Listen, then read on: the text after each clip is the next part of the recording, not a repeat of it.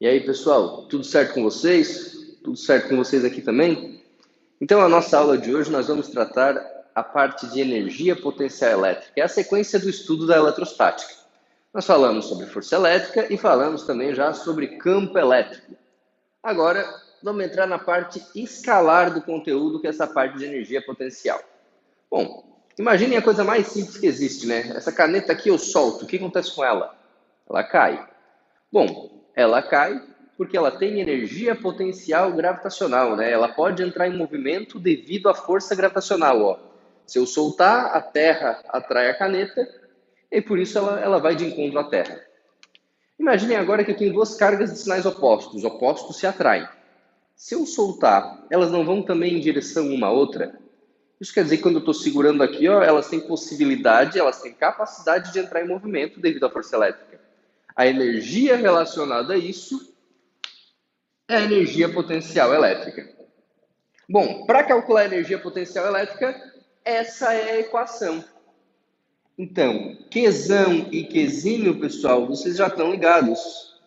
São as cargas e tem que estar em Coulomb.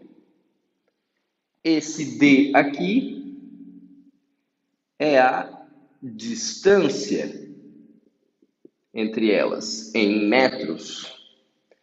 O K a gente já conversou quando falou lá de força elétrica, né? O K é a constante eletrostática, que vale 9 vezes 10 na 9 no vácuo, certo? E o EP é justamente a energia potencial elétrica. Bom, a energia potencial elétrica, se é energia, a unidade é joules, certo? Então, tá lá. Essa é a energia potencial elétrica. Bastante cuidado, o pessoal costuma confundir ela com a lei de Coulomb, que é o cálculo da força. Observem que as cargas não estão em módulo, certo? Não estão em módulo, e a distância não é o quadrado. Se as cargas não estão em módulo, a energia potencial pode ser positiva ou negativa. Curte só. Se o Qzão e o Qzinho tiverem mesmo sinal, mais e mais ou menos e menos, mais com mais dá mais, menos com menos também dá mais. Então, se eles tiverem mesmo sinal, a energia potencial é positiva. Agora, se eles tiverem sinais opostos, mais e menos, aí a energia potencial é negativa. O que significa isso? Significa que a energia potencial é negativa. Não tem nada de especial com isso. Ok? Bom, a respeito agora do potencial elétrico. A gente falou sobre força elétrica e depois falou sobre campo elétrico. Eu falei que o campo elétrico é a região onde pode ter força elétrica. O mesmo vale, pessoal, para a relação entre potencial elétrico e energia potencial elétrica. O potencial elétrico é como se fosse a região onde pode haver energia potencial elétrica, certo? Então, o potencial elétrico é a energia potencial por unidade de carga de prova, né? O Qzinho. Percebam que esse EP, então, é novamente a energia potencial elétrica, certo? Vou colocar aqui que a unidade é joule. Esse Qzinho é a carga que sofre a ação do campo, né? A carga de prova. E o V é o potencial elétrico. Então não confundir porque são coisas diferentes, hein? Energia potencial elétrica é uma coisa. Potencial elétrico é outra coisa. A unidade do potencial elétrico é Joule por Coulomb, não é? Joule por Coulomb ganha um nome, a gente chama de Volt. Certo? Então esse V aqui é Volt. É a mesma coisa que Joule por Coulomb. Bom, vamos fazer o mesmo esquema que a gente fez na força elétrica, olha só. V é igual. Aqui no lugar da energia potencial, eu não posso colocar a fórmula dela, a equação dela, ó. K, Qzinho sobre D. No lugar da energia potencial, eu coloquei a equação da energia potencial. Observem que o Qzinho aqui vai cancelar. Portanto, o potencial elétrico pode ser calculado só assim, né? Ó, K, Qzão sobre D. Se o potencial elétrico, galera, representa, de certa forma, uma região onde pode haver energia potencial, ele só depende da carga que gera o campo e que gera os potenciais em torno dela também, certo? Então, o campo elétrico é dado em Newton por Coulomb. Ele mede quantos newtons de força vai aparecer em uma carga que colocar em um certo ponto.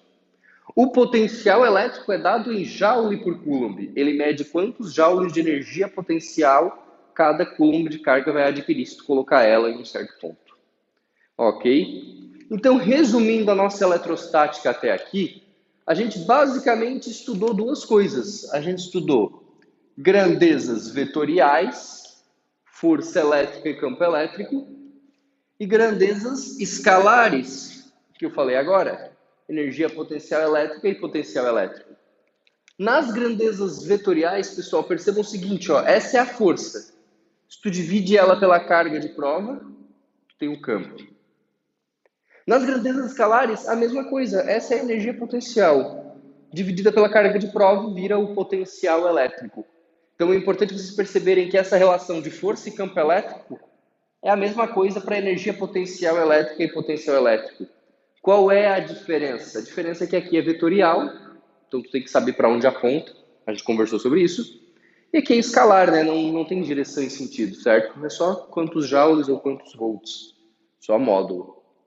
Bom, para essas grandezas escalares, é comum ser cobrado não somente uma carga ou duas. Às vezes aparecem sistemas com 3 ou mais cargas. Imagine então que eu tenho um sistema de cargas A, B e C e eu quero calcular a energia potencial gerada nesse sistema. Bom, a energia potencial ela existe entre as cargas A e B, eu tenho uma energia potencial. Entre as cargas B e C, outra energia potencial, que nesse caso vai ser negativa, né? Sinais opostos. Aqui também, né? Negativa. E agora, entre A e C, galera, mais uma energia potencial.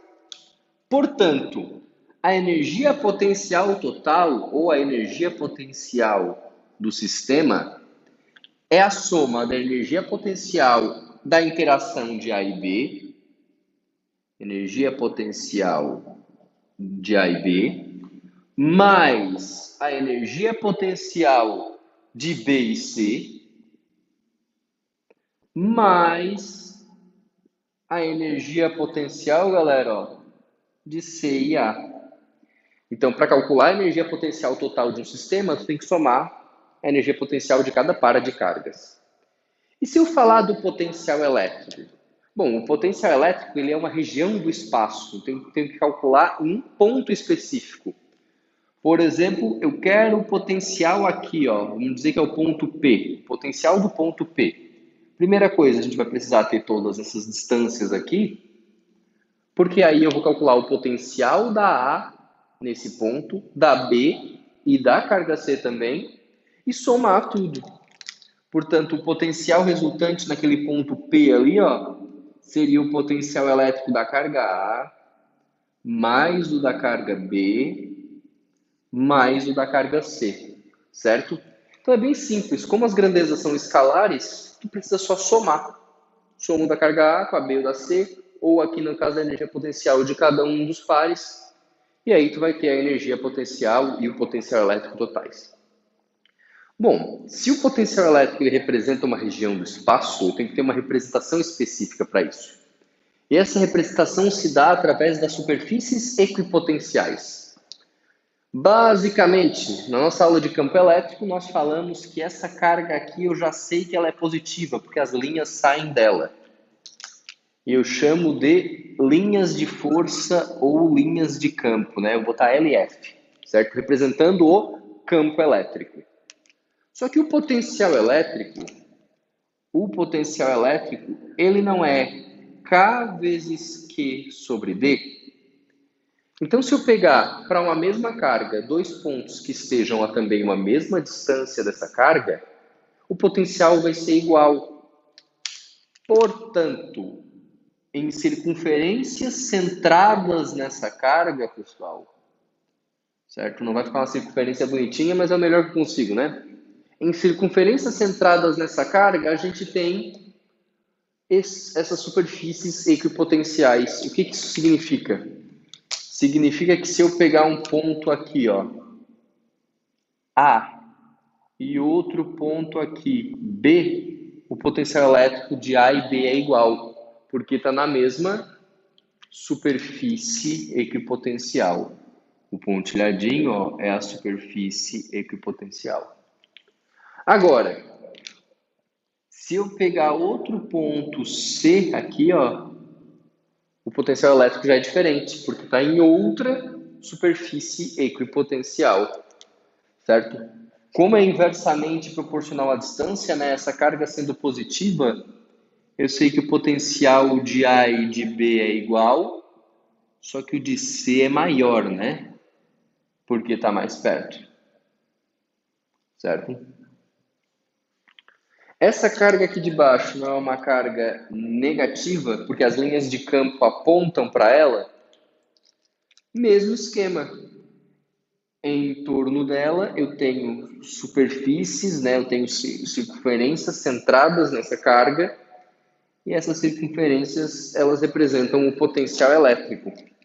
Então, se eu tiver um ponto A aqui e um ponto B aqui, o potencial elétrico é igual, porque está na mesma superfície equipotencial. Agora, se eu tiver um ponto C, o potencial é diferente. Aí tem que ter um cuidado. No ponto C, galera, no ponto C, o potencial aqui ó, vai ser menor. Sabe por quê? Porque ele está mais perto da carga, né? A distância é menor. Só que o potencial elétrico aqui, ó, com uma carga negativa, o potencial elétrico é negativo. Então ele vai ficar mais negativo ainda. Isso quer dizer que na carga negativa, o potencial elétrico de A e B são iguais, só que o de C, o de C, galera, é menor que esses potenciais de A e B, porque é mais negativo, certo? Tem uma forma fácil de saber isso aqui, que é a seguinte, ó. As linhas de força aqui, elas não apontam para fora da carga, quanto mais perto da carga, maior o potencial elétrico. Aqui as linhas de força apontam para a carga, para dentro dela. Quanto mais longe dela, maior o potencial elétrico. Então tem uma relação, que é a relação que eu coloco aqui, ó. O potencial elétrico aumenta no sentido oposto às linhas de força. O que isso quer dizer, ó? Se eu te der um desenho como esse, galera, ó, eu tenho linhas de força apontando para a direita. E eu pergunto assim, ó, quem tem potencial elétrico maior, A ou B? As linhas não apontam para a direita, então o potencial é maior quanto mais para a esquerda. O potencial de A é maior que o potencial de B, certo? Então o potencial sempre aumenta no sentido oposto às linhas. A linha aponta para fora é maior quanto mais para dentro. A linha aponta para dentro, o potencial é maior quanto mais para fora. Bastante informação, né? E por último, pessoal, bem simples, tá? Uma decorrência matemática. As linhas de força elas sempre vão formar 90 graus com as superfícies equipotenciais. Isso quer dizer, ó, que esses ângulos aqui, ó, de linha de força e superfície equipotencial, eles devem ser obrigatoriamente 90 graus, ok? Bom, para fechar nossa aula de hoje, vamos falar do trabalho da força elétrica. Vocês já viram lá na mecânica que trabalho é menos variação da energia potencial, né? Para uma força conservativa. Então eu posso escrever assim, ó. O trabalho é menos energia potencial final menos energia potencial inicial. Variação final menos inicial. Só que tem esse menos aqui fora, ó, porque é menos a variação. Menos com menos, aqui vai ficar positivo, aqui vai ficar negativo. Ou seja, o trabalho eu posso escrever como sendo energia potencial inicial menos energia potencial final. Certo? Menos com menos ficou mais, aqui ficou igual. Aí, galera, curte só, eu vou aqui nesse cantinho aqui, ó. A gente não falou que potencial elétrico é energia potencial sobre carga? Bom, então, energia potencial é a carga vezes o potencial elétrico.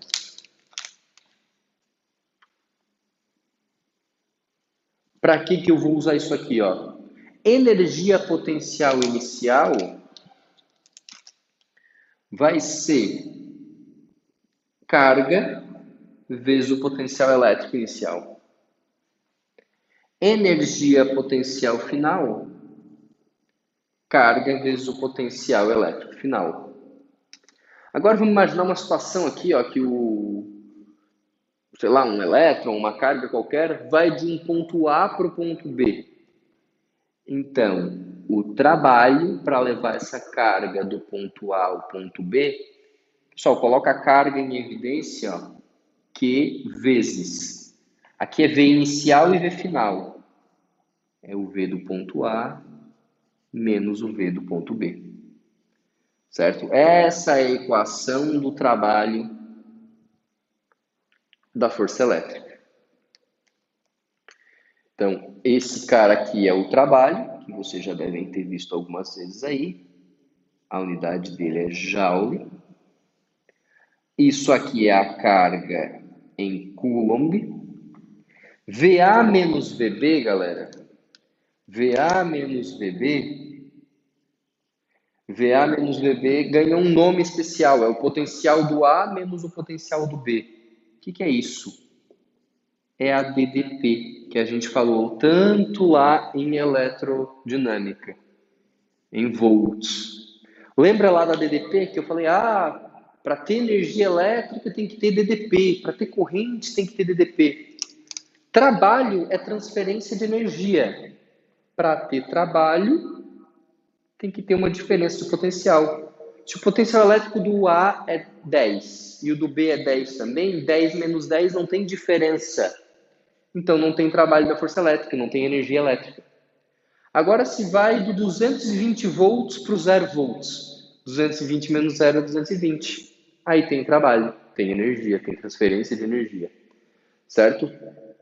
Até costuma aparecer algumas vezes, pessoal, da forma que vocês conhecem, tá? VA menos VB é o U, que é a DDP. Então vocês vão ver algumas vezes isso aqui, ó. Trabalho é igual Q vezes U. O U é a DDP, como era antes. Ok? E como que eu posso calcular esse U aqui, ó, se eu tiver um campo elétrico uniforme, ou seja, um campo constante, né, galera? Um campo em que em todos os pontos ele vale a mesma coisa. Para o caso do campo elétrico uniforme, se eu quiser a DDP de dois pontos, de duas superfícies equipotenciais, né, ó, eu tenho uma carga e essa carga ela vai daqui para cá. Ela foi dessa equipotencial para essa. Sei lá, ela foi do 50 para o 10 volts, né? Se tu souber isso, que é do 50 para o 10, a DDP é 40.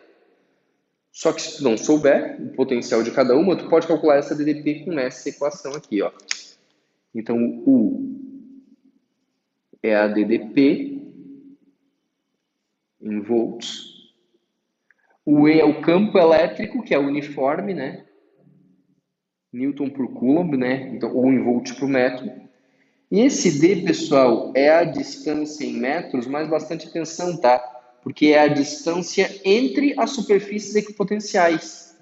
Então, por exemplo, se o elétron veio daqui para cá, tu não vai pegar essa distância que ele percorreu, tu pega essa distância entre uma linha e outra, entre uma superfície e outra. Ok? Então, essa era a nossa aula. Esse módulo, pessoal, ele é considerado um conteúdo, um módulo bem complicadinho, tá? É a parte complicadinha da eletrostática. A eletrostática em si já é um pouco abstrata, mas prestem bastante atenção, voltem quantas vezes precisar e qualquer dúvida entre em contato. Um abração.